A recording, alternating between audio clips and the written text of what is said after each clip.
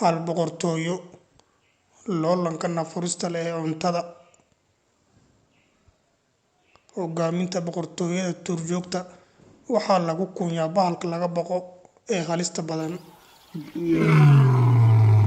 Waa libaaxa. Darajadan isaga lagu kunyaa oo cidna kuma qabsan karto.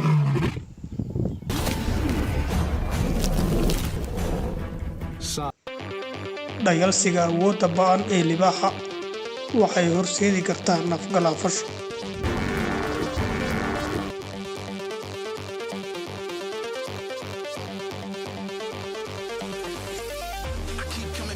Waa awood bahalnimo ah iyo doonis bir ah in la lagdado xayawaanaadka itaalka badan ee sida loogisida oo kale ah.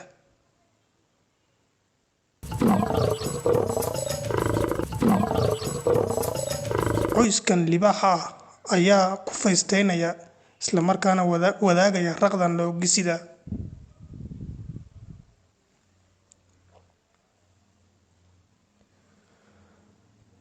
Balse meesha waxaanan ka fogeyn waraabe dheddiggan dhurwaaga ee loogu magac daray Zelika waxay boqorad u tahay qabiil dhan oo waraaba ah.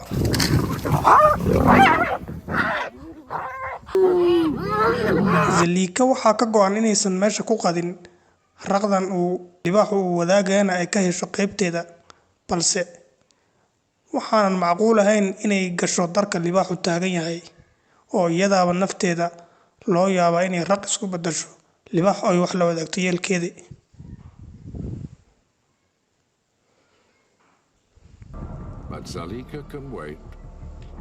Zelika waxay wadaa xeelado sidee xeero loo xagtaa ilkana ku nabad galaan, balse cidda ka horreysa waa libaax oo aanan oggolayn in wax lala wadaago. Just don't get caught. Zelika ayadaaba farcidile ku baxsatay oo nafteeda kala baxsatay bahalka libaaxa. Libaaxu weli waxa uu sii qoraalsanayaa raaf orodkii Zelika iyo meeshii ay ku dambeysay.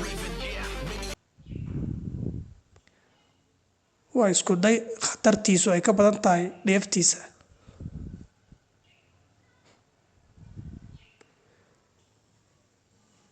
Zelika weli ma rajo dhigin oo dusha ayay ka qoraalsanaysaa libaaxa raqda qaybsanaya. Kaliya doorashada u bannaan Zelika waa samir iyo dulqaad taagwa ah.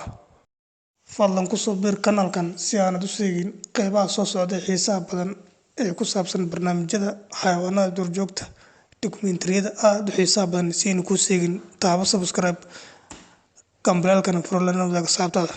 Asrid.